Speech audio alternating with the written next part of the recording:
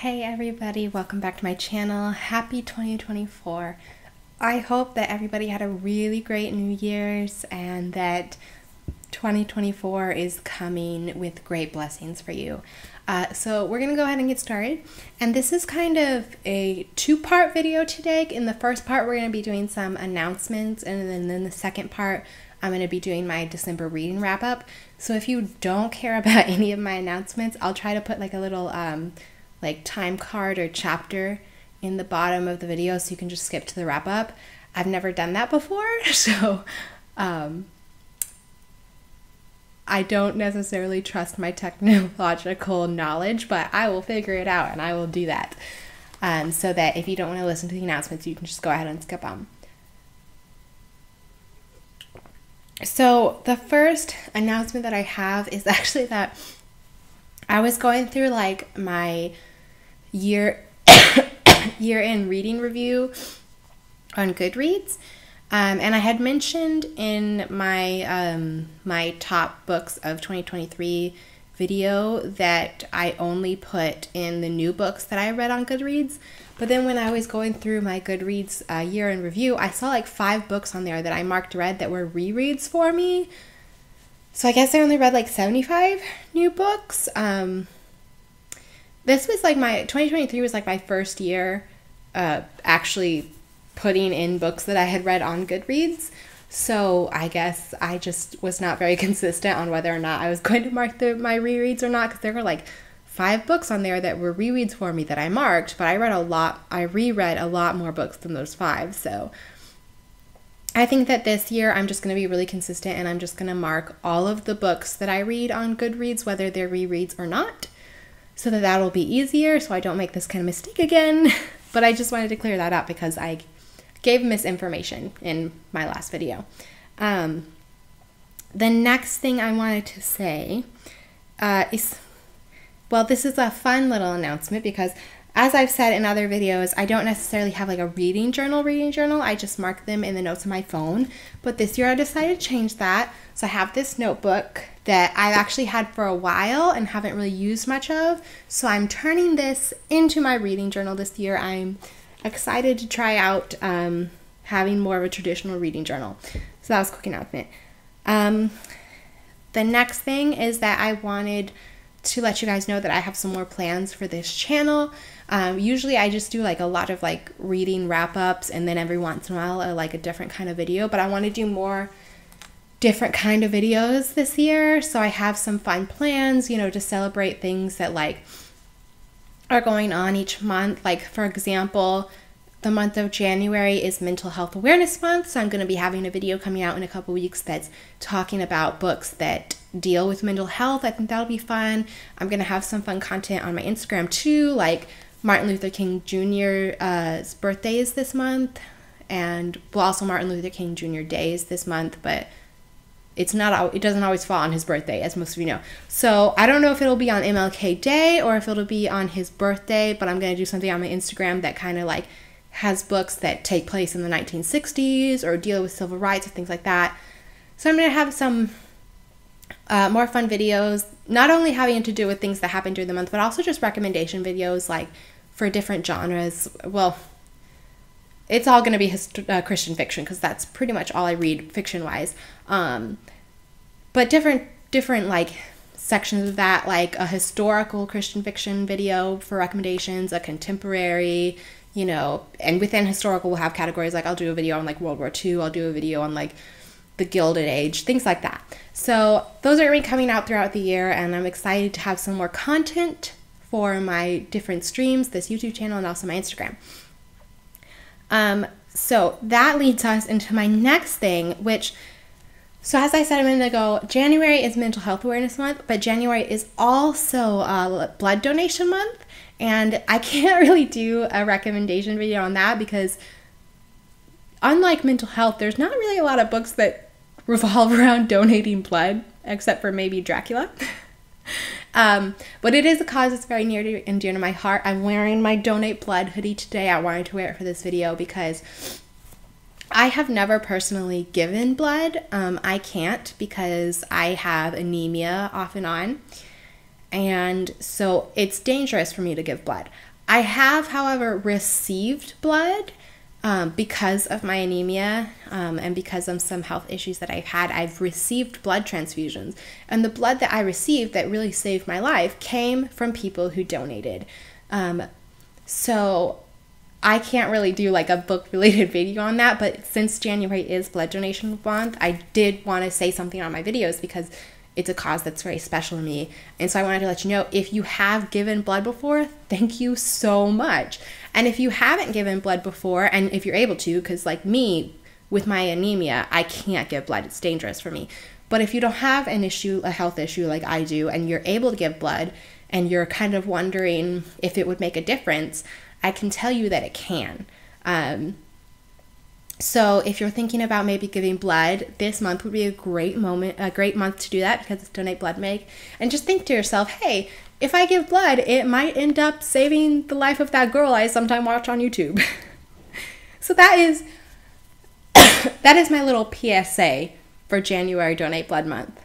And then the last announcement I have is to let you guys know of my reading resolutions for 2024. So I have 3 reading resolutions for 2024, or reading goals if you don't want to call them resolutions.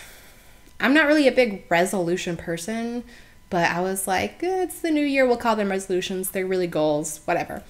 But I have 3 goals this year. And first of all, a little caveat I must say is that I always give myself goals for reading that are easily achievable. I don't really like to challenge myself that much with my reading, because for me, reading is like comfort to me, and it's just something that I really, really enjoy. So I don't really want to challenge myself with it, because I don't really want to give myself a challenge that will stress me out to achieve, especially like this year, because I have so many other challenges with my chronic health. I've been out of work for 2 years, and I'm going to be trying to go back to work this year, something that I can do part-time from home, that I can still recover my health while working. And so that's going to be a big challenge for me this year. So I don't want to give myself challenges in other areas of life, because I need to focus on that. Anyway, that's the caveat. So these 3 reading goals for 2024 are goals that I should easily be able to achieve, and they're just kind of for fun. So my first reading goal is that I want to read 75 books in 2024. Should not be a problem. My second reading goal is that I want to read 6 nonfiction titles in 2024, because I really want to read more nonfiction. I think it can be really good and really helpful, but if left to my own devices, I will always choose fiction over nonfiction. But I do want to read more nonfiction. So I'm giving myself the goal of 6 nonfiction titles. My third reading goal is to read 6 new authors in 2024, because I do want to expand the authors that I read. I read quite a few new authors in 2023, and I loved so many of them. Pepper Basham was a new author for me in 2023, and 3 of her books made my top 10 list. Carrie Taransky was a new author in 2023. I read 1 of her books and I gave it 5 stars. It was so good. Joanna Davis Napolitano was a new author for me in 2023, and I definitely want to read more of hers. Amanda Dykes was a new author for me in 2023. Her books were so good. Sarah Brunsvold was a new author for me in 2023. I read her very first book, and I've already pre-ordered her second. So anyway, those are just a few names off the top of my head that I read in 2023 that were new authors that I'm so excited to see more from. So I am excited in 2024 to add at least 6 more new authors to my bibliography. And I did 6 nonfiction books and 6 new authors so that I could at least choose 1 goal a month to like complete. You know, there are 12 months, so with 6 nonfiction titles and 6 new authors, you know, I have 1 goal to achieve each month. But I don't know about the nonfiction titles, we'll see, but at least with the new authors, I'll probably read more than 6, and I hope I'll read more than 6 nonfiction titles. But at least this way I know these goals are easily achieved. Okay, so that completes all of my announcements for the new year and my channel going forward. And thank you so much for listening to these announcements. And now we're going to get to the next part of the video, which is my December 2023 reading wrap up. So December was actually a really slow month for me reading.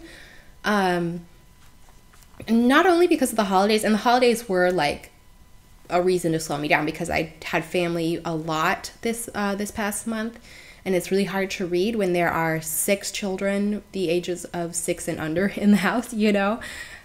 Not to mention all my siblings and sibling in-laws and everything. And I love my family. I love spending time with them. But it does create a bit of a hectic atmosphere, so I don't really read that much with them around.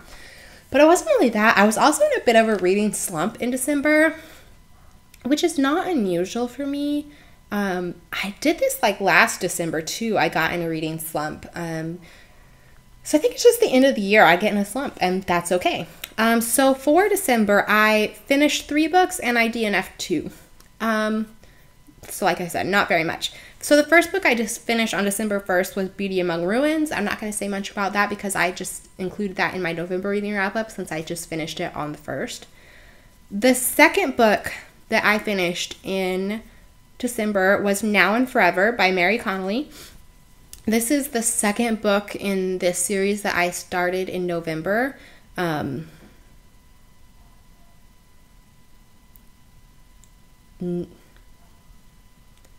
completely forget what the name of that first book was. I don't know. It's not in my brain. But you can look at my November reading wrap up. So I read that first book, and then I decided that I did want to continue the series. So I read the second book, Now and Forever, which I gave 3 stars. I liked it, but I didn't love it. Like, I liked it. I liked the couple, but at the same time, I didn't feel very invested in them either. Like, it was just something like I enjoyed. So I gave it 3 stars because I was like, that was cute. But that brings me to my first DNF of the month, which was the 3rd book in that series, Fire and Ice by Mary Connealy. And I was actually like, the guy in the 3rd book, I had actually been intrigued by him in the 1st and 2nd book because he's kind of a little bit of a villain, but I knew that he was going to be like the main guy in the 3rd book, so I was interested because he's like a little bit of a villain, but at the same time he's not the villain. Like, he's the guy people expect to be the villain, but then he's not actually the villain because he's kind of decent, even though he's gruff. And so I was excited to see his story, and I was looking forward to it. But then when I started the 3rd book, I just like couldn't get into it. And I'm not sure if it's because I just couldn't bring myself to care, or if it's because I was, like I said, in a bit of a reading slump in December. So I just kind of like put it down and didn't pick it back up. And I don't know if I will pick it up again because he did intrigue me, and I did want to see his story. But I really don't know if it had to do with the reading slump for me putting down, or if I just didn't care. So I don't know. We'll see on that one.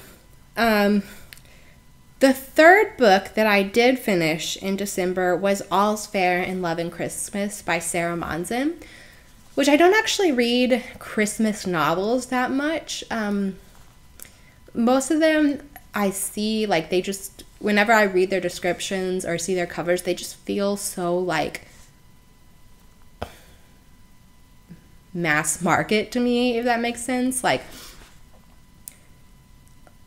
I don't know. They just feel kind of cheesy to me, so I tend to avoid them. But I had to read a Christmas novel for Oceana Gotta Read 'Em All's 2023 year-long readathon that I did. The December prompt was a Christmas novel. So I picked this one, and I really liked it. I gave it 4 stars, and I just thought not only was it really, really cute, but the main character had social anxiety, and I felt like that was handled so well. Like, her story was just so good, and I thought the guy's story was really good. I thought they were really cute together. It's just really, really good, and I liked it, and I gave it 4 stars, and I think that I will give a few more Christmas novels a try next December, maybe. So those were the 3 books that I finished in December, as well as one of the DNFs. The other DNF that I did in December was The Lines Between Us by Amy Lynn Green. And this DNF had nothing to do with my reading slump. This DNF may have caused my reading slump. I'm not gonna lie. I tried so hard to read this book. I have been so excited for this book. I got this book. I picked it up. I either picked it up on christianbook.com or I picked it up on Pango Books. I don't remember which, but I picked it up several months ago, and it's been on my bookshelf, and I've been excited to read it, and I finally picked it up in December, and then I put it down. I read, I think, 11 chapters. I got to chapter 11, so that was like, how far in this book did I get? I got to chapter 11, so 120 pages. I read 120 pages of this book, and in those 120 pages, I did not find a single thing to like about the main girl. Like, she was just awful, in my opinion. And, you know, I've read books where the main character has a lot of character growth. Like, for example, Beyond the Desert Sands by Tracy Peterson. I read that towards the beginning of 2023, or it could have been in 2022. I don't remember. But I remember reading that, and the girl in that book is like a major brat. Like, she is so dislikable, but she has this growth, and you see her change, and it's such a beautiful story that she quickly went from being a character that I hated to a character that I loved because of her growth, because I love a good redemption arc. And I expected that in this book, because if you read the back cover, this book is about conscientious objectors, and what they were doing during the war. Like, the guy in this book is a conscientious objector who, he serves as a firefighter fighting wildfires in Oregon during the war because he's drafted, but as a conscientious objector, they don't send him to the front. They send him to jump out of planes and put wildfires out. And then this girl is like his ex-girlfriend who breaks up with him when she finds out he's a conscientious objector, because she doesn't approve of his choices. But then they're brought back together to investigate an accident that happened to her brother, who is also conscientious objector. So because I knew that she was like his ex and broke up with him, I was kind of expecting her to have some character growth as she grew to understand the point of view of conscientious objectors. And I was looking forward to that because I really wanted to see how the author handled that subject. But I couldn't get to the part about her character growth because I couldn't stand her from the beginning, and it wasn't just how rude she was and how she broke up with him when she found out his beliefs about violence. It was like everything she did. I don't want to spoil anything, but she just did so much in those first few chapters, not only to her brother and her ex-boyfriend, but to like everybody around her, that I was just like, girl, like, what are you doing? And the thing is that her point of view is from first person, which makes it even worse, because sometimes when you like see somebody from third person point of view and you see them acting this way, then you can kind of tell yourself, oh, well, they didn't really mean what they said like it sounded.